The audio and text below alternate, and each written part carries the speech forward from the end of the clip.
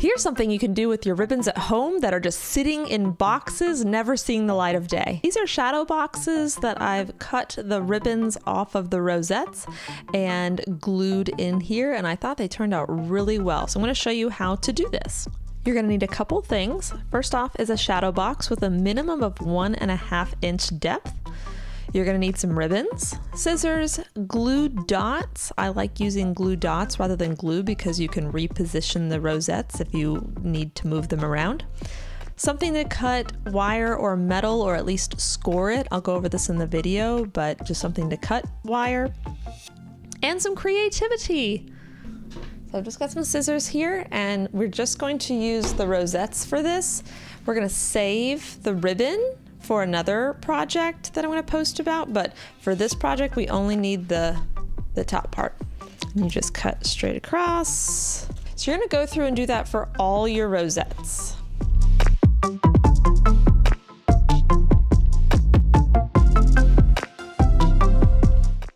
My mom liked to write on all the back of my ribbons. I don't know if you can see with the studio lights, but it's really cool just to go back through and be like, oh, in 2003, which was a lifetime ago, I was doing a starter horse trial with Topper.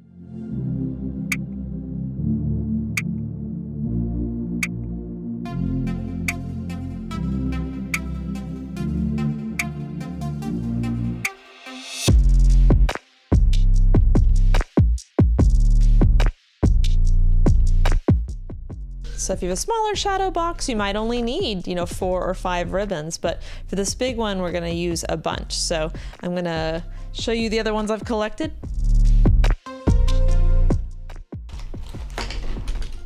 Okay, we have a bunch here.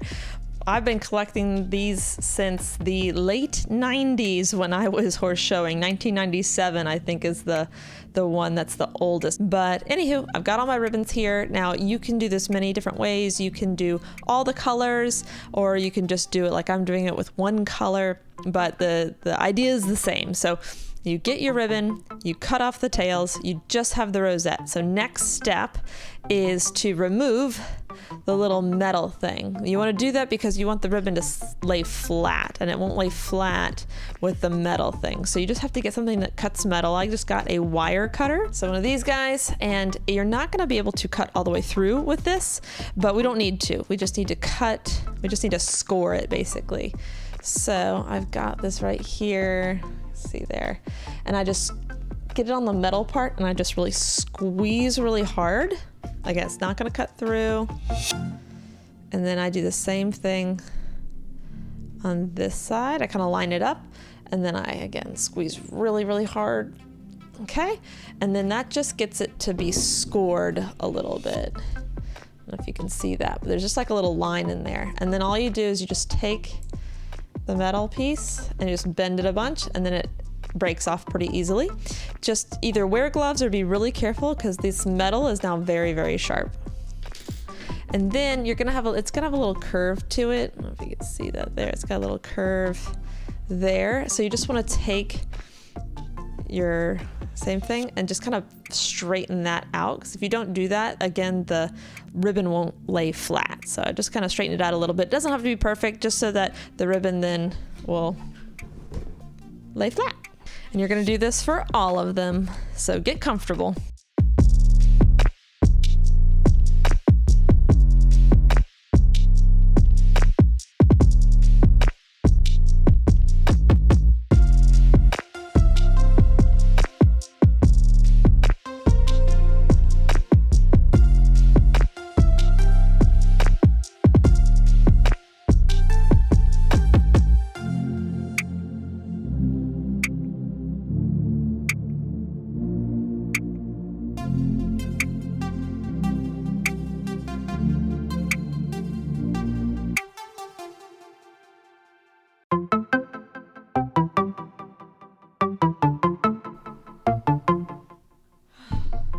If you like this video and subscribe to this channel, you will win first place at your next horse show.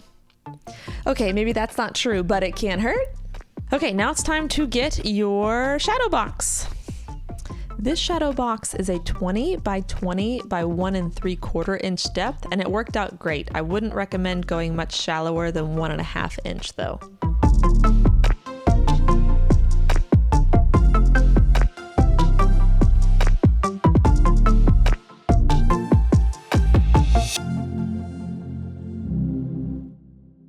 So almost forgot that I needed to take a picture of the backside of these rosettes because my mom was awesome and she wrote down all the details on pretty much every single ribbon that I ever won. It was pretty cool. So I wanted to make sure I had that memory as well of all these ribbons and when I got them and what I got them for. So thanks, Mom. Appreciate it. What I like to do next is kind of organize them into the different piles based on how they look so that I can kind of pick from each pile so I don't have a whole lot of the same style right next to each other. So I'm just gonna put these into some piles here real quick. These two have a different middle, but they have the same outside, so I'm gonna group them together. And like these two are fairly similar. They both have a double rosette, so I'm gonna group them together. Now this is the hardest part, in my opinion, is just trying to figure out how to cover the board in the right way to where it looks pretty good. The good news is you can be super creative with this.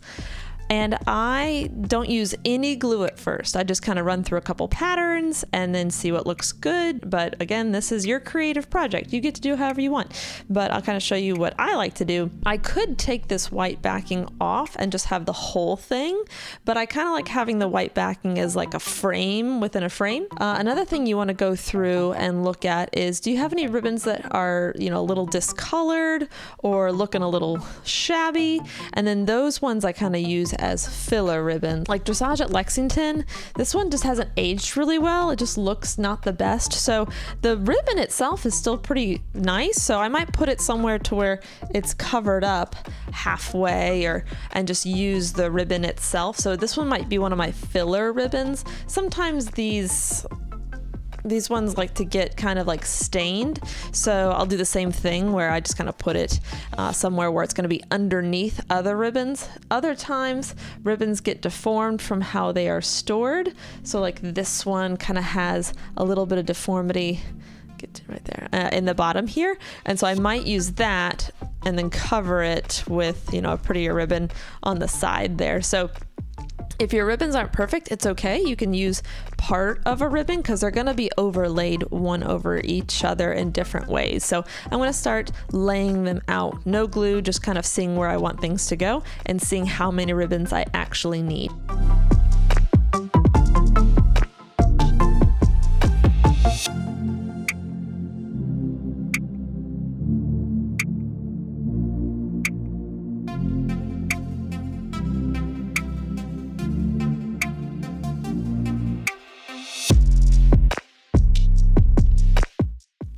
So once you have it where you think you want it, we're going to take a picture of it so you can kind of reference that as you start to really assemble it. Now the good news is we're not going to super glue these down, although you could, but I have found that as I'm going along, I don't quite like the placement of one, so I want to be able to pick it up and glue it back down. And so I got these little glue dots that they use in museums, and that has worked really well for being able to reposition stuff if I don't like how it looks once I get to organizing it and really putting it down. Looks like this, little round double-sided adhesive dots, and I'll show you how I use them.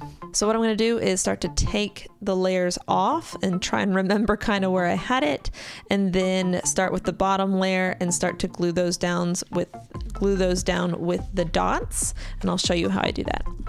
Okay, so what I do with these dots is I just grab a little dot off the page. It's sticky on both sides, but it's got like a little white cover on it, so I just stick it down on my ribbon. I've put 2 on here, and then you just grab the little dot.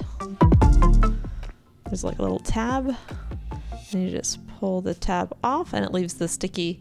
So now it's double-sided sticky. It's sticky to the ribbon, and it's also going to stick down to our project.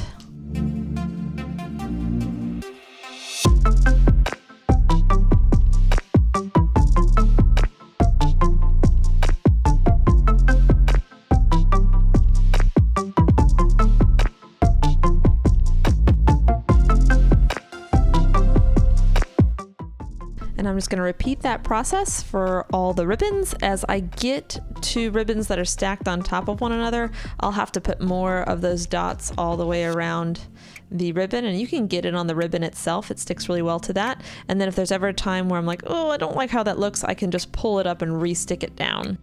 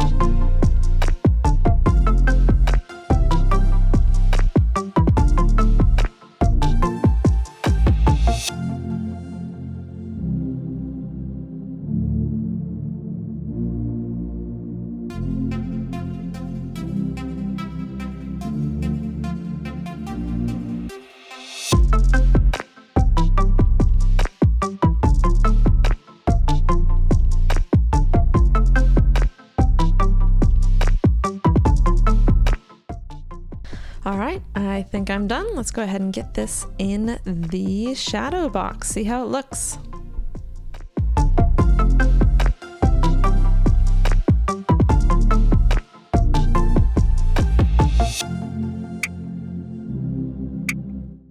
The good news is that if you make your ribbons kind of more 3D, the backing will push against the glass and it'll help keep the ribbons in place.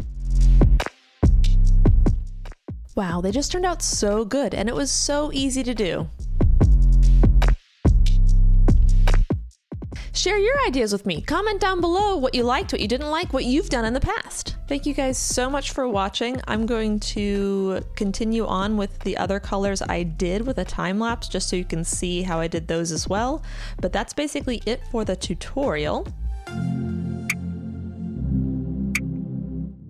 If you like this video and want to support the channel, there is a link in the description to buy me a coffee. Any little bit helps.